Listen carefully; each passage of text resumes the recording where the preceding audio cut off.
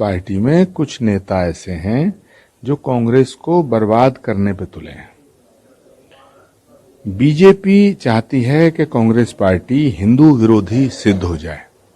BJP ये चाहती है कि कांग्रेस पार्टी एंटी नेशन सिद्ध हो जाए।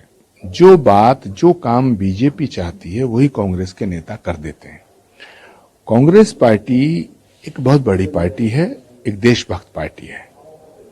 राहुल गांधी जी की मेहनत और प्रियंका गांधी जी की मेहनत में पलीता लगाने का काम ये लोग कर रहे हैं। हाँ, हम तो अभी जहरीले सांप वाले इशू से नहीं उभरे थे। हमारे गले में तो अभी जहरीला सांप ही पड़ा हुआ है। हम उसको निकालने की कोशिश कर रहे थे, अचानक बजरंगबली ले आए। भाई, बजरंगबली और बजरंग दल एक नहीं है। बजरंग दल एक उत्पाती संगठन है। बजरंग दल एक उत्पाती संगठन है, लेकिन देश की जनता उसे आतंकवादी संगठन नहीं मानती। तो कर्नाटक का चुनाव तो हम जीतने जा रहे हैं।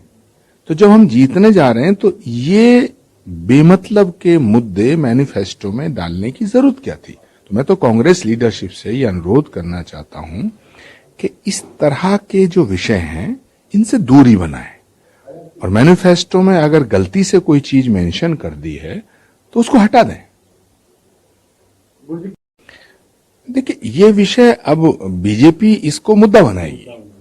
कर्नाटक का सवाल नहीं है सिर्फ हनुमान जी से जुड़ा हुआ, क्योंकि हिंदू धर्म की भावनाएं जुड़ी हुई है बजरंगबली से और हनुमान जी से।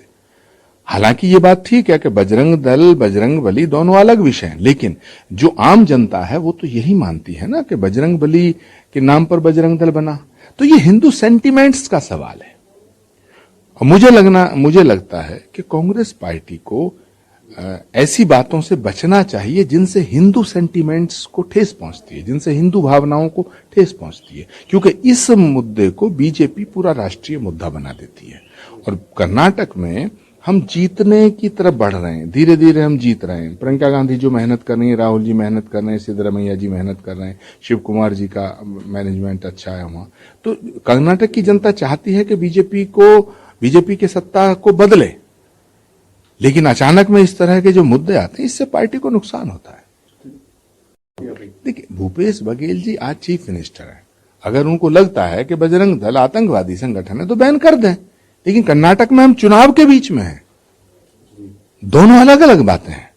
कर्नाटक में हम बीच चुनाव में हैं, तो ऐसे मुद्दे उठाना जिनसे हिंदू भावनाओं को ठेस पहुंचती है, मुझे लगता है ये जरूरी नहीं था और इस पर पुनर्विचार करना चाहिए। प्रधानमंत्री ने भी कहा है कि पहले राम मंदिर को कैद करके रखा, हनुमान जी को कैद करने की कोशिश की। प्रधानमंत्री जी ने तो पूरे देश को ही कैद करके रखा हुआ है, उनकी बातों को क्या कहना।